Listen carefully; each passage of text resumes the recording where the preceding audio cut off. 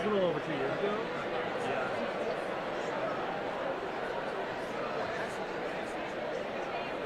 Yeah, there was, during, I guess it was just like the tail end.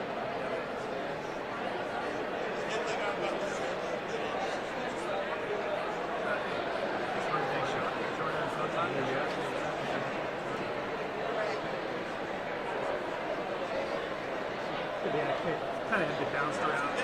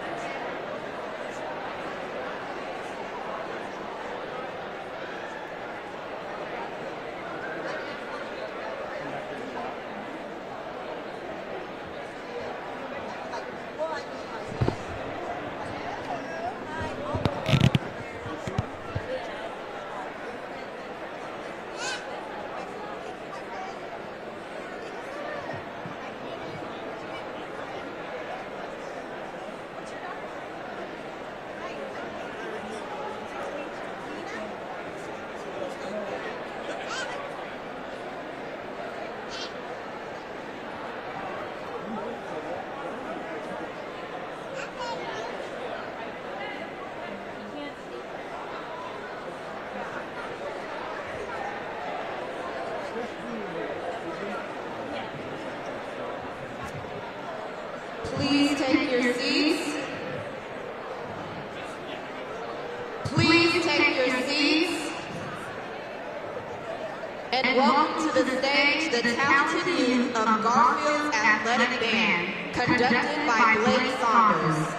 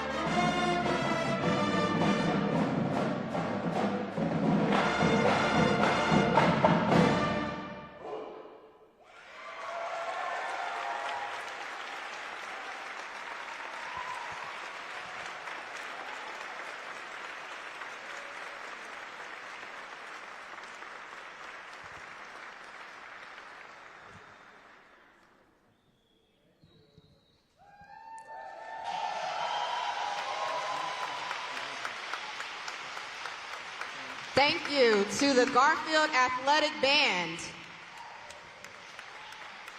Now, please welcome to the stage Kenny Wadrago, former intern for the mayor's office through the Seattle Youth Employment Program.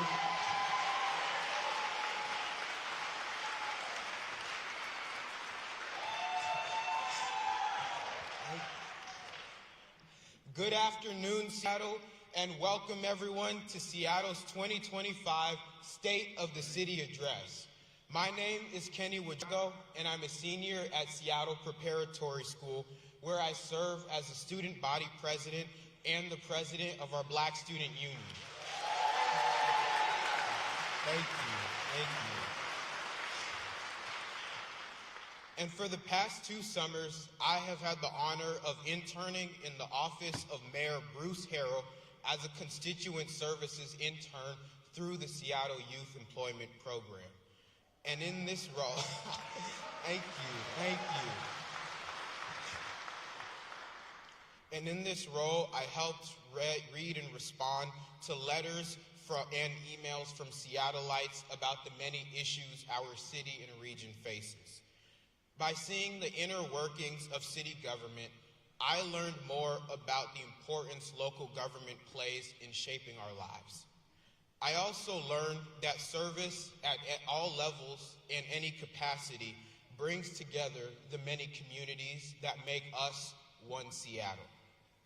And speaking of public service, I am now about to introduce someone who embodies service through compassion and unity in everything that he does, striving to make all of us one Seattle. Bruce Harrell was born and raised in Seattle. He worked as an attorney before serving on the Seattle City Council and is currently our mayor. He is Seattle's first Asian American, first biracial, and second Black mayor. Bruce grew up in the Red Line Central District, graduated from Garfield High School, who just gave an amazing performance.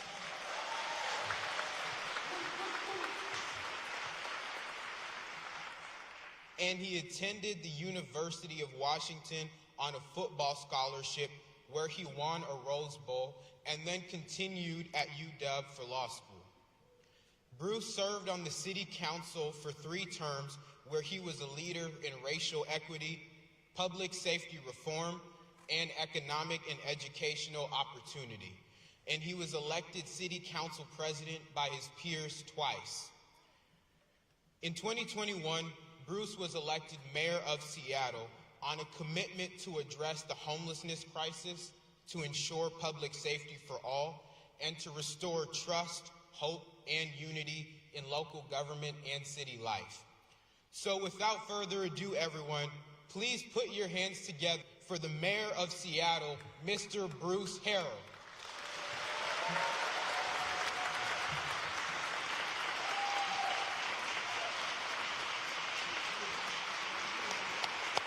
Thank you. Thank you. Thank you. Good afternoon. Boy, that feels good. Good afternoon, Seattle. I'm very excited to share a few words with you, and I want to present the 2025 State of the City Address. And I have to tell you, there's so much to say. There's so much to do. I'm honored to be joined by so many distinguished guests, the members of the Seattle City Council, King County Council, City Attorney Ann Davidson and King County Prosecutor Lisa Mannion, our community leaders, residents, friends, business leaders, nonprofit leaders, people from every neighborhood in this city. Thank you for being here. Now, I don't think all of you attend the symphony sometimes. Maybe you do. I don't know.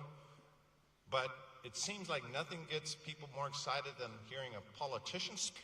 So thank you for being here in this great hall, and here we go. Again, I want to thank Benaria Hall for hosting us. The Garfield band, as Kenny mentioned, were just awesome. As an intern in our office, Kenny should know that he inspired me.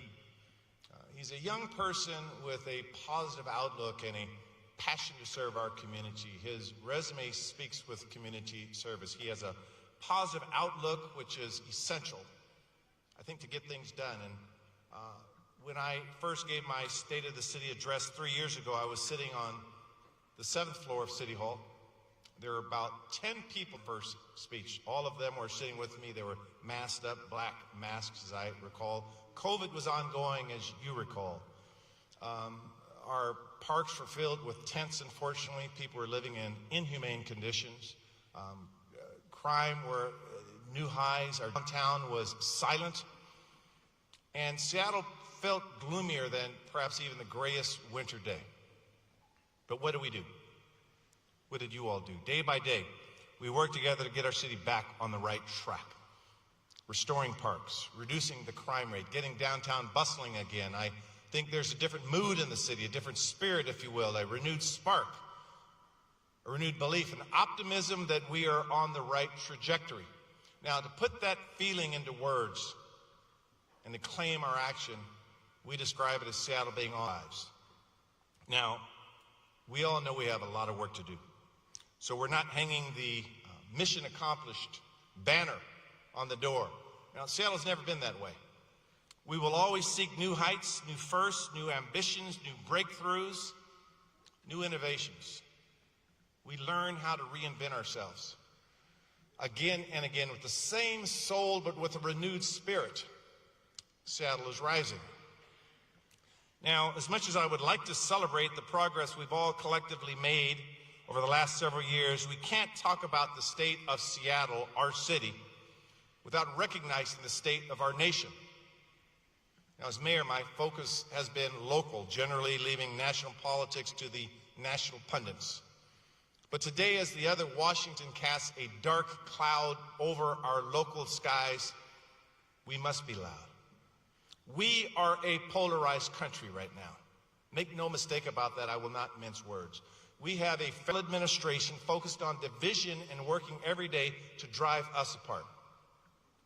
Now, I'm not being an alarmist when I say we should have grave concerns for what the Trump administration has in store for our city and its people. The actions and the rhetoric coming from the White House take aim at parts of our community we value central as to who we are. Our LGBTQ plus community as an example. Our community, our trans individuals as an example. our immigrant and refugee neighbors, our women, our working families. Unconstitutional executive orders and bad economic policies will mean revenue impacts and fewer resources to invest in local services that truly make a difference. But those who work with me know that I'm not a defeatist. Heck, when I was watching the Super Bowl, I still thought Kansas City had a chance to come back at halftime. I don't see defeat when a champion is on the field. So let me be clear, when Seattle's local values and our policies and our priorities are challenged by unlawful federal actions, we will not hesitate to do everything in our power to defend our people and our rights.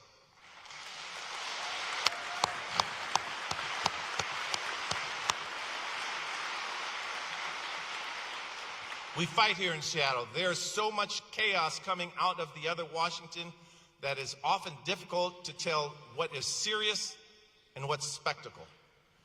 Now, our office is collaborating closely with state and local government partners to provide a coordinated and very appropriate rapid response. Attorney General Nick Brown is ensuring that Washington State remains at the forefront of protecting our constitutional rights. Just last week, the city of Seattle announced that it will join local governments from around the country in suing the Trump administration over the withholding of federal funds based on our sanctuary status. We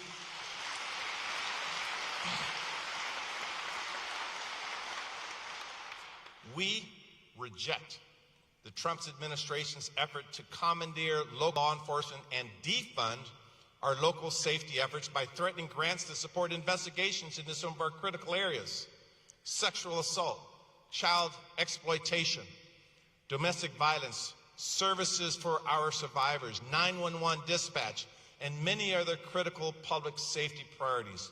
Before the change in administrations, I issued a mayoral directive making clear that SPD and city employees will continue to follow state and local laws, serving all residents, no matter their immigration status. We will continue to work with our immigrant community, making sure that they know their rights and they have our support.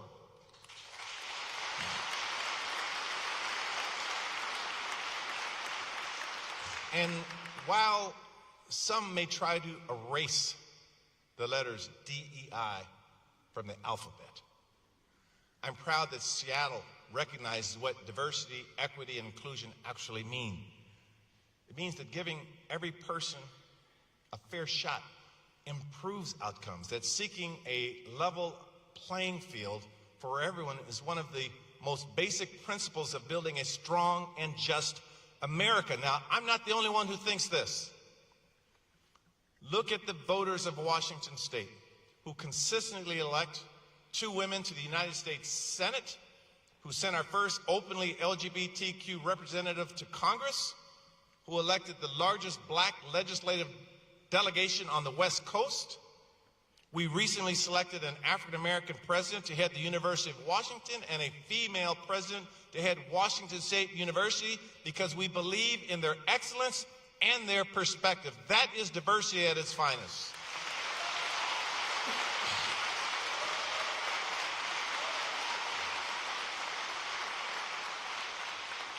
And for those cougs out there, outside of the Apple Cup, I give nothing but love to WSU. It's just during that week. The antidote to the toxicity of polarization is a united effort. Now, Seattle has a spark to do it.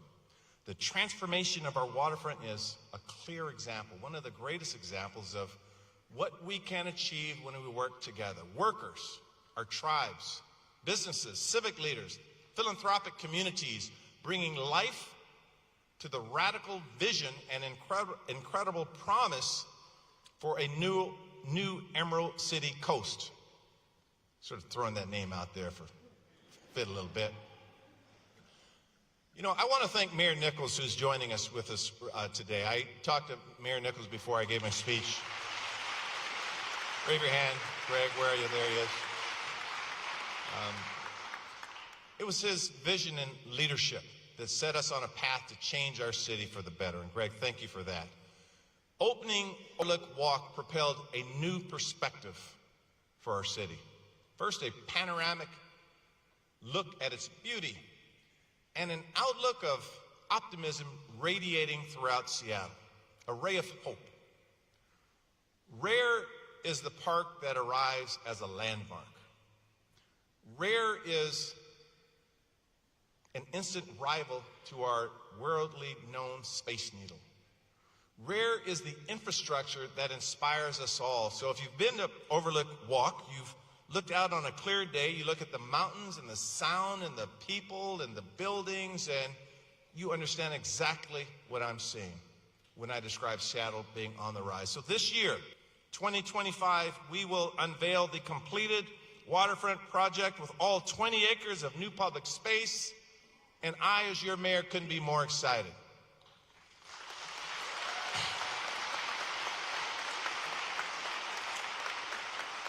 It's symbolic of when we reinvent our waterfront. It shows the magnitude of transformative efforts. And its neighbor, the Pike Place Market, can also serve as an example for enhancing cultural landmarks through common values and thoughtful dialogue. Now, I have a vision for our connected waterfront, and Pike Place Market is one of the greatest pedestrian experiences in the country, where market patrons, visitors from out of town, and downtown residents do not have to worry about vehicle traffic. It's one thing to work your way through crowds of enthusiastic shoppers trying to get that nice juicy salmon. It's another thing to weave through stop-and-go automobiles. So achieving this goal will require ingenuity and, frankly, common sense. So as we make considerations for merchants and deliveries and ADA access, all of this will be put together in what we will propose. Now, unfortunately, we also have to look at this through another lens. And that will be the lens of the horrific and horrible vehicle attack in New Orleans. Now, I'm committed to bringing together our city departments, our market leadership, and other stakeholders to make sure this vision becomes a reality. Now, nearby at the Seattle Center, we have a campus full of amazing assets that welcome 10.5 million visitors last year to create lifelong memories. Right now, at this moment, I have an announcement to make.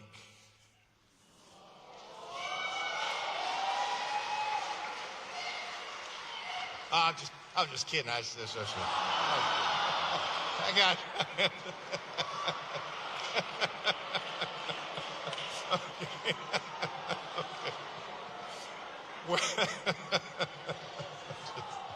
Okay. It's a long speech. I had to break it up a little bit here. Now, what you really do want, though, is what everyone's been waiting for, and that's what I'm about to announce, is our new Memorial Stadium this July.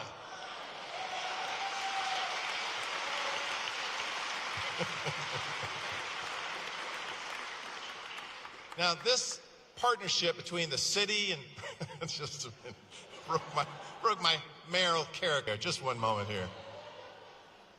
This partnership between the city and Seattle Public Schools, the team at One Roof, and our generous philanthropic community, the new Memorial Stadium will join the ranks of top-notch Seattle entertainment facilities and sports arenas. It is truly going to be awesome. Now, beyond the stadium, the Seattle Center is poised for the next great era as a cultural and civic hub, from serving as the official 2026 FIFA World Cup fan zone. Now that's going to be awesome. To longer-term plans to revitalize public spaces and learning centers. And I want to thank everyone here. There are many people here helping create that vision.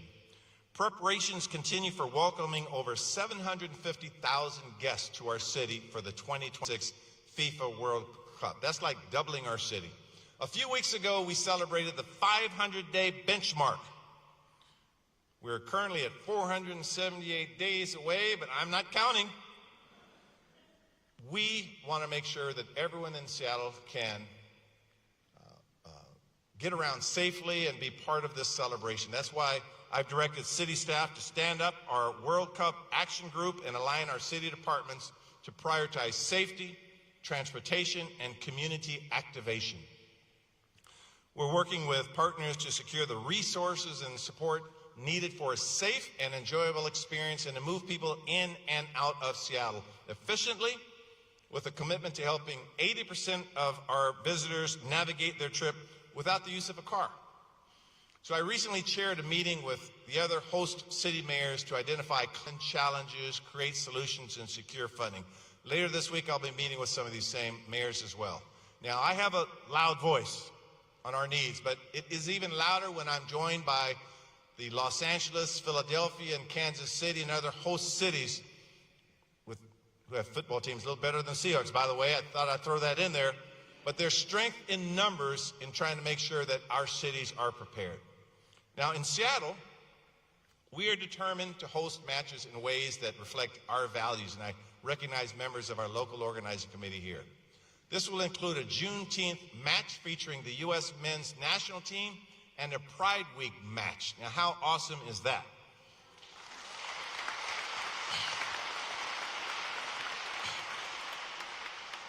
For us, this is a matter of civic pride. So this year's One Day of Service, to put a little plug in there, embraces a similar theme of civic pride and local values. So this year it will be July 12th. We will again invite thousands of Seattleites to spend one day serving one another, just 1 year out from the World Cup. Again, energy to make sure we are rising. We take pride in this beautiful city. World Cup preparations also challenge us to accelerate transit investments and our safety. Now, this place where we are, Benaroya Hall, is known for nationwide as the home of the Seattle Symphony. But locally, to many residents and transit users, it's also known as Symphony Station. So growing our transit network with fast, reliable service is one of our highest priorities in our administration. Sound Transit 3 is the largest transit expansion in the country, and that's why this week I'll issue an executive order to make sure the City of Seattle is taking immediate action to safely and efficiently expedite delivery of light rail to West Seattle and Ballard.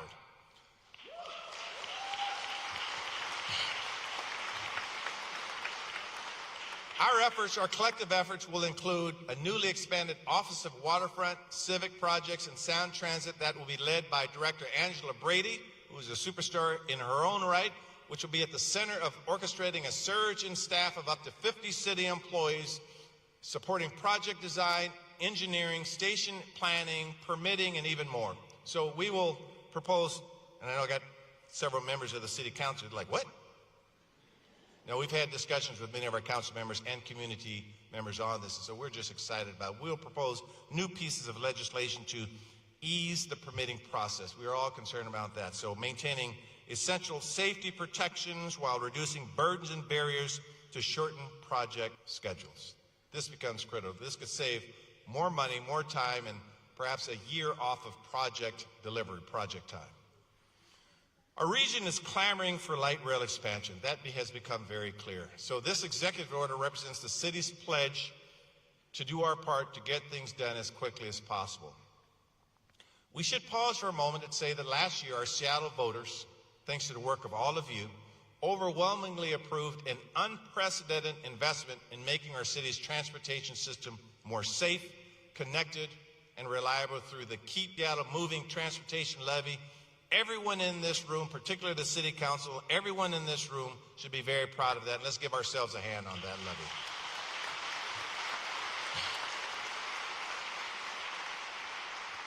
I recently appointed Justin Farrell to be Deputy Mayor and Adiam Emery to serve as Director of the Seattle Department of Transportation. Now, Deputy Mayor Farrell, which rhymes with Mayor Harrell, by the way, is hitting the ground running on our transportation, parks, and climate portfolio. And we are very proud of her leadership. And Director Emery, having spent nearly 30 years at SDOT, starting as an intern, then as an engineer, and now as director, is the best person equipped to deliver our plan of action. We know, yes,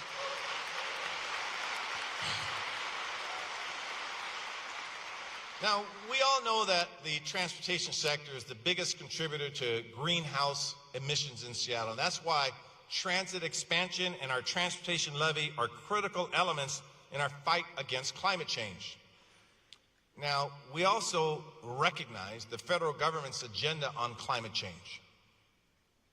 It's sort of, let's close our eyes, pour fuel on the fire, and just pretend it's not happening. Smoke everywhere, but let's pretend it's not happening. Now, that approach is destined to fail and is destined to kill our planet.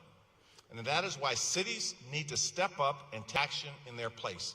And that is what all of you are doing with us. Our administration, led by passing nation-leading building emissions performance standards and by supporting electrification in new buildings and heat pumps in homes. With a focus on transportation, next month I will issue an executive order to update our 2013 climate action plan to reduce emissions, build resilience, and grow a green economy through good union jobs.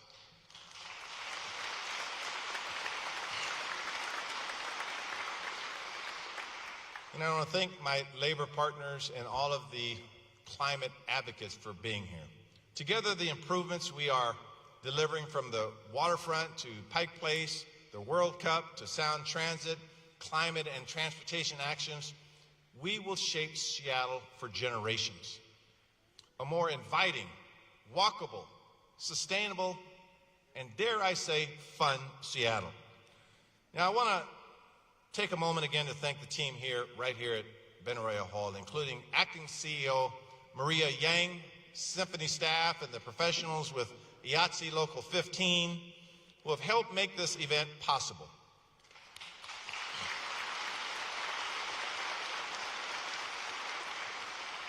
Last week, I met with Seattle Symphony's newest music director, Xian Zhang. That was a delightful meeting, and while it's not in my notes, I also want to once again thank Garfield's band. You know, they're on midwinter break right now. They're doing this because they love the city.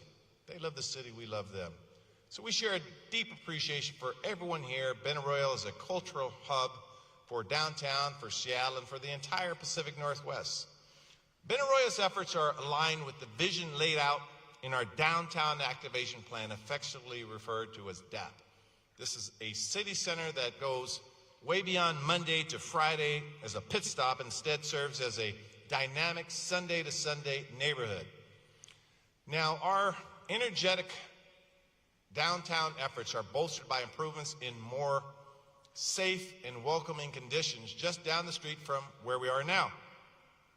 Working with our partners, many of whom are here, DSA, Purpose, Dignity, Action, REACH, We Deliver Care, our downtown activation team, they're all conducting scheduled restoration actions. In downtown and the CID, these are actions that provide robust and coordinated cleaning safety operations with targeted activations. Consistently committed employees doing this work. Now, in the 5 months since we've launched this pilot, priority 1 calls are down 50%. Yes.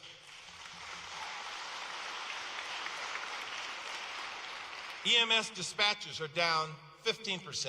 Violent crime is down 14% across downtown, with a projected 20% decreasing along 3rd Avenue in the Pike Pine corridor. We've also ramped up operations in Little Saigon, where we've seen early progress, resetting norms and creating a more inviting atmosphere. Look, I look forward to further building on this progress with help from Chief Sean Barnes. Now, under tragic circumstances, the nation received its introduction to Chief Barnes after the appalling shooting at Abundant Life Christian School in Madison, Wisconsin. But now Seattle is getting to know him one community at a time. And so this year, Chief Barnes will begin implementing the stratified policing initiative.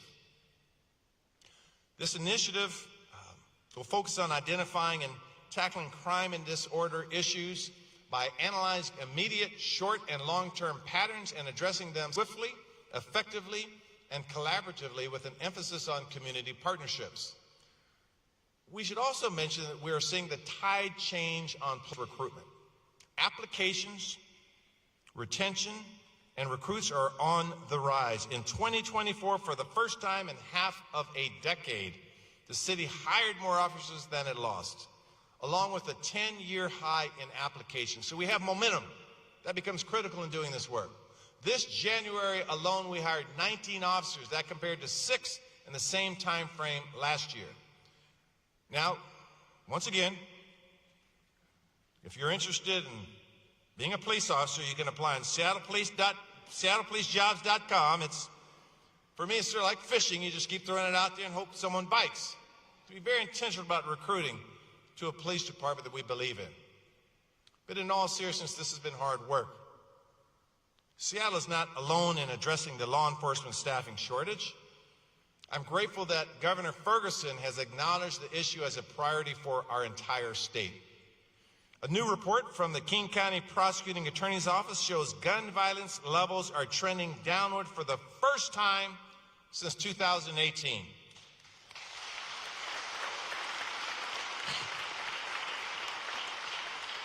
So together we're strengthening programs that reduce youth gun violence. We're taking action to hold gun traffickers accountable and advocating for reforms to help keep deadly weapons out of the wrong hands.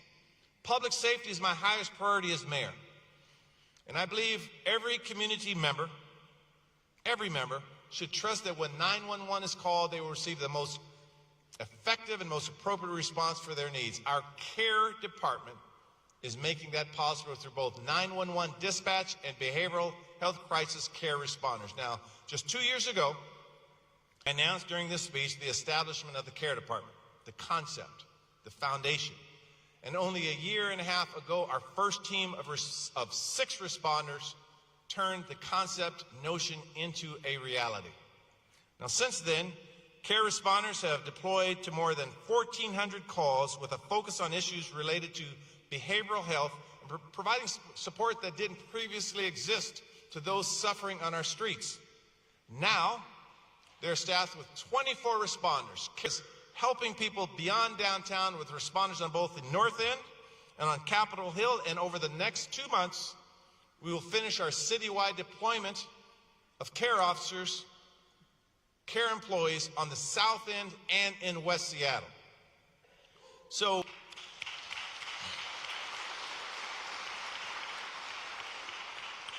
and for those care responders that are here, thank you for your work. You are doing it exactly the way we drew it up, with compassion, with empathy, with best practices. Now, with Chief Barton's leadership, we are creating a new paradigm in public safety. Seattle is the largest city in the nation to embrace and advance this model. This is the first program in the state dispatch via 911 as a true diversified response. We continue to innovate and refine every day to provide the best public safety service to all of our residents, regardless as to who they are or the harm that they are causing upon themselves. This is a critical approach. Public safety concerns are often confused for public health needs, including the devastation wrought by fentanyl. So this year, we are tripling our spending on public health toward addressing that crisis, funding treatment beds, new methods of services and medication, an overdose recovery center, and expanded post-overdose response team, while still, of course, arresting traffickers and those causing the most harm. Our Seattle firefighters and EMTs are on the front lines of this battle every single day.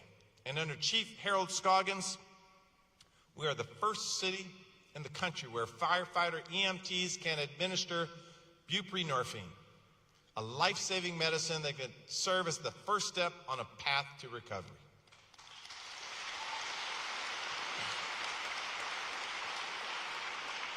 In partnership with service providers in King County, this is working. In 2024, fatal overdoses fell 25% here in Seattle, outpacing the county as a whole. This is progress, but as I think all of you would agree, as long as people are dying on our streets and in our communities, there's much more work to do. 2024 saw continued progress addressing encampments in public spaces. Our unified care team's verified tent count fell to its lowest number since I took office, with a 58% decrease from 2023 to 2024 and a nearly 80% decrease since 2022. Similarly, the number of RVs and encampments fell 35% from 2023, reflecting a more than 50% decrease from 2022. Now, I need to make this clear. This matters because it is paired with 1,800 individuals accepting a referral shelter in 2024.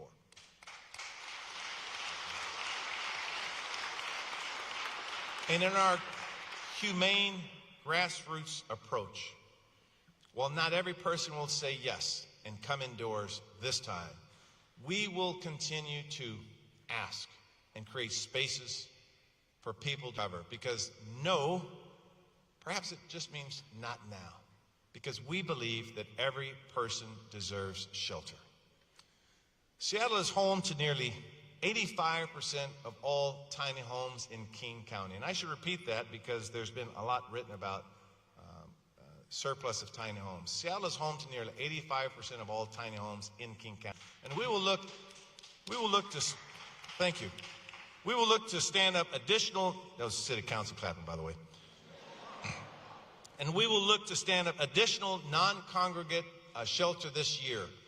But Seattle alone cannot provide enough shelter to serve all of King County. And so that's why I'm very grateful for CEO Dr. Kelly Kinnison's leadership at the King County Regional Homelessness Authority, and why I'm pleased that the more streamlined governance structure is allowing us to provide improved clarity and cooperation. I look forward to our ongoing partnership.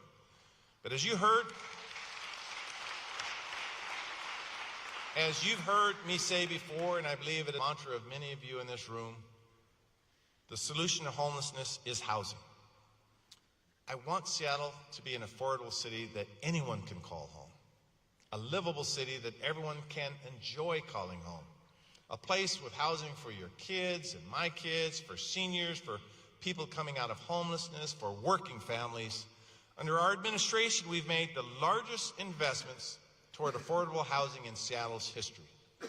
These investments have helped open more than 5,100 units of affordable housing, including nearly 1,500 units of permanent supportive housing since 2022. Now, perhaps no project better represents the opportunity of affordable housing than our Fort Lawton proposal. Many of you have heard pieces of this proposal. Our plan would transform 34 currently underutilized acres into up to 500 homes and 22 acres of beautiful open space, recreation, parkland, and wildlife conservation areas, right next to the iconic Discovery Park. Now, this will be the largest single expansion of green space and parkland in Seattle past 25 years. We have worked diligently to highlight this plan, with the Biden-Harris administration hosting multiple visits by federal officials.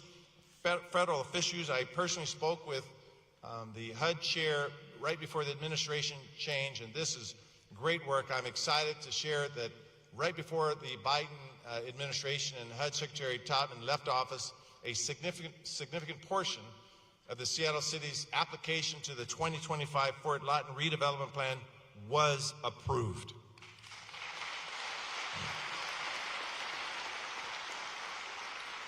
This is perhaps the most substantial development in our efforts to redevelop Fort Lawton in 15 years. So this spring, we will submit our updated Fort Lawton plan to the City Council for their approval, hopefully, and unite organizations and community members to move this project forward.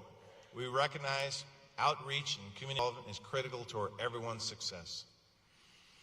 Now, responding to Seattle's affordability crisis requires going beyond homes developed for affordable housing providers. Our One Seattle housing agenda takes a multifaceted approach to a multifaceted problem.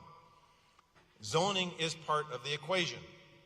Our proposal for the One Seattle Comprehensive Plan will double our zoning capacity and create at least 120,000 homes.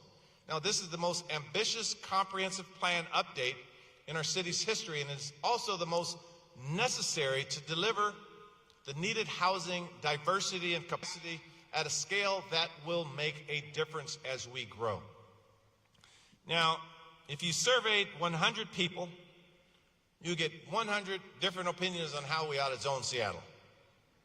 How do we know that? Because we heard from over 20,000 people in this city throughout the process, and we will continue to listen. It's sort of reminiscent as when I was a child at our family gatherings.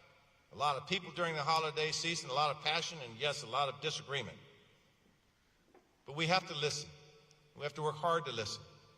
We work to get that layer of feedback with new state laws and understand how state laws are integrated into our plans, with the data that says this is the right approach. It must meet the needs of a growing city. Our plan is focused on lowering housing costs, ensuring Seattle is a great place for families, and creating livable neighborhoods. Seattle is a city of neighborhoods. They are unique and they deserve to stay that way. Even as we welcome new residents and create opportunities for our kids today to continue to call Seattle home, we don't want to lose that special quality in a warm neighborhood. But for Seattle to continue to rise, our neighborhoods cannot stay stagnant. That's why we must envision a new kind of neighborhood along Aurora Avenue, as an example, Aurora Avenue North. For too long, despite caring and involved neighborhoods, our dominant vision of Aurora has consisted of strip malls and car dealerships and illicit activities. The community deserves a neighborhood that inspires them with a built environment and an energy to match. I know I have at least one council member that I met with recently who would strongly agree with what I just said. So later this year, we will launch the Northern Lights Project, an effort to redefine this area and optimize great already existing assets. Bus rapid transit parks like the Bitter Lake Playfield and fantastic restaurants and small businesses. We will be seeking input from the community on what they would like to see. Now, the city, we all must acknowledge, must further cut red tape. Over time, the administrative processes for building housing have become too cumbersome and too complicated at the expense of building housing. Where we've already taken action, like SEPA exemptions and design review holidays, we've seen huge results. We've shaved 500 to 700 days off of production. Now that means opening thousands of new units as much as 2 years faster. And since I took office, over 33,000 units of housing have opened in our city.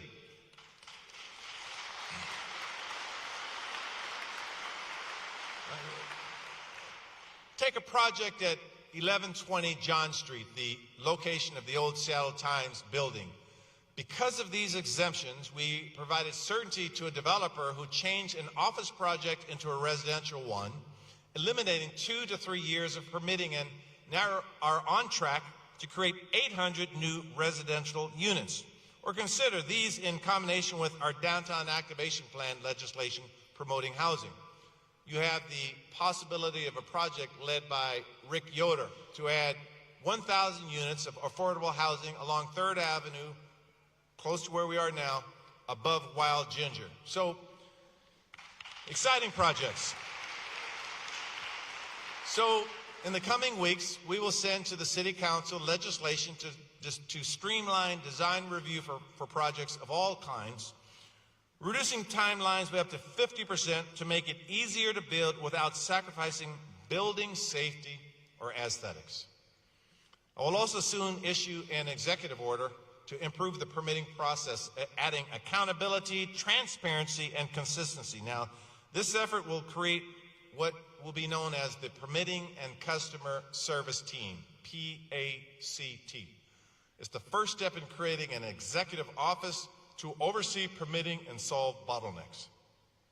PACT, and you'll come to know that term, PACT will go just beyond housing as well. It will also reform permitting for small businesses. I must talk a little bit about small businesses. Seattle wouldn't be what we want it to be without small businesses. Right now, far too many small businesses are struggling. I hear from small businesses all the time. I know the City Council hears from small businesses all the time. I don't know about the King County Council. You guys are from small business all the time. I'm sure you do. You hear about rising costs, public safety issues, a reality that it's hard to operate a small business in Seattle. So I want more small businesses in Seattle, and the small businesses that are here, I want you to be successful and sustainable. So in the weeks ahead, I'll be sharing a suite of actions to help make it easier and more affordable to operate a small business. This holistic approach will focus on cost relief, targeted public safety efforts, permitting and processing improvements, and state and county advocacy. It also means the reintroduction of a very popular program known as the Storefront Repair Fund and an innovative new marketing campaign.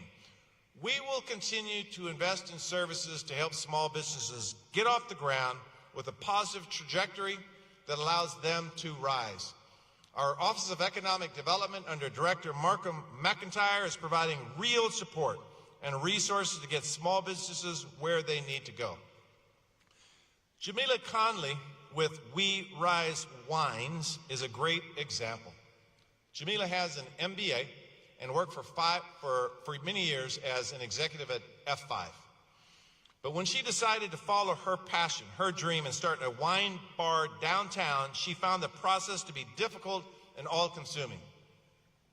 Because the City of Seattle provided individualized consulting services, Jamila was able to launch We Rise Wines, the city's first bar and restaurant focused on uplifting women and BIPOC winemakers. While I must say there's only one Jamila, we want more people with big dreams for small businesses in our city. So to Jamila, to our new entrepreneurs, and to all of our Seattle small businesses, we've been listening and we're going to do more to support your success.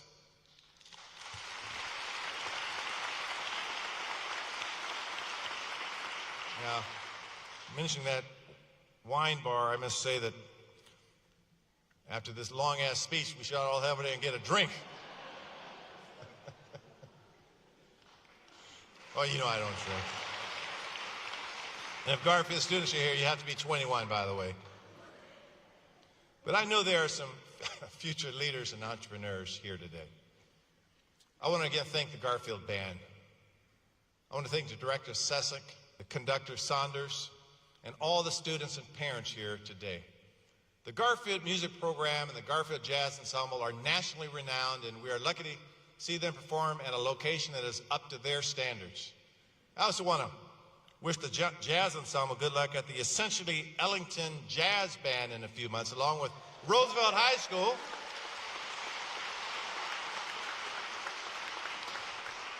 Roosevelt High School jazz program, Go Bulldogs and Rough Riders. My wife had the opportunity to visit some of Roosevelt's a drama production. They're doing great things over there, but now I'm getting in trouble because I single out 2 high schools, but forgive me.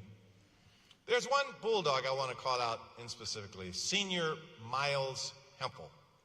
Now, Miles is advancing to the state tournament in wrestling this week, and he's also a member of the band as a drummer. I've actually watched Miles finish wrestling practice and then go and put his drum sticks in his hand and get out there and motivate the basketball team.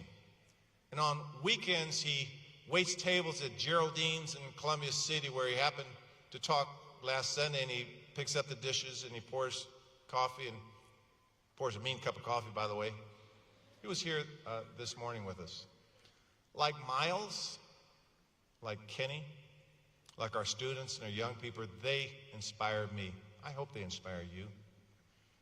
We owe them a city that provides every opportunity for their success. To make this a reality and make sure our city welcomes and keeps families in our neighborhoods. I'll announce details very shortly of my proposed renewal of the Seattle's Families Education Preschool and Promise Levy in March. It's designed to do exactly that. Now, this levy has changed and adopted over the years, which it should. The name is simply now a lot of words to describe a very simple concept: to make this a city that embraces and supports young people from cradle to career. The investments I'll announce will put an even greater focus on childcare, a cost burden for families in a city that is already too expensive for too many.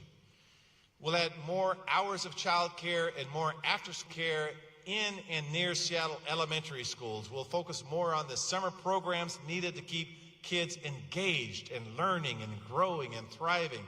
A decade ago, we crafted a preschool program that is now nationally recognized and serves as 2,500 kids across 98 classrooms thrive. We must bring that same boldness to childcare. Seattle can be a national leader in this regard to get kids on the right foot, to support working families and keep Seattle on the rise with a new generation of leaders.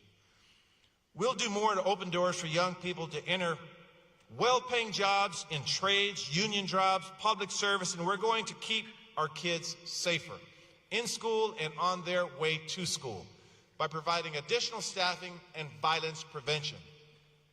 Our proposal will continue the work Seattle has led to stand up additional in-school health centers and provide culturally competent, accessible mental health support to students and young people across our city.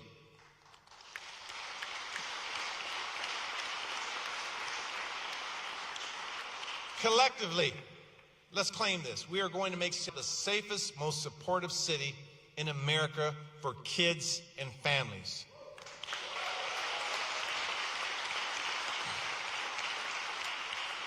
I can't help but think of what Anya Peterson, a sophomore at Nathan Hale High School and a Seattle Youth Commissioner, shared with me very recently. She spoke about the lingering trauma of the pandemic. And so many students are still working to recover. But she also spoke of how students use resources like these to empower and build resilience and find strength and grow toward a brighter future. So we say collectively, family, to Anya, to Kenny, to Miles, and all the young people in our city, please know that we hear you. As a father of young adults looking to find their place in a changing world, as a grandfather to kids excited to learn and grow, I know the challenges we face as a city. We are not blind to them. I know the challenges we face as a nation. But please know and believe that I wake up every day ready to seize the opportunity to do right by you and the next generation. While we are making great progress, I know we still have real challenges in front of us. But through smart policy, through courage, targeted investments, programs that work, we will rise. We are rising. Now take it not just from your mayor or from a former Garfield High School student. Take it from what you see and feel yourselves as the leaders of this city. The city is on the rise. I know these words and this speech is somewhat long, but the stakes are high right now. The stakes are high in our lives right now for our children, and that's why we wanted to theme it with our children. But we rise together. We always do, and we always will. Thank you very much.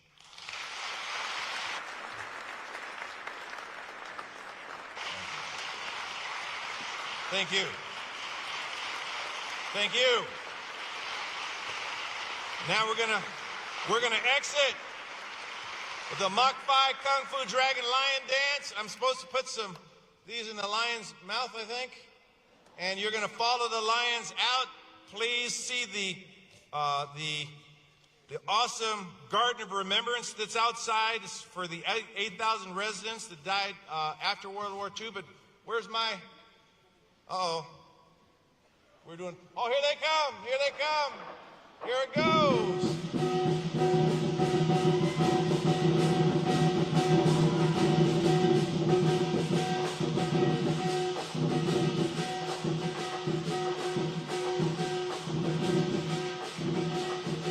You are to follow them out.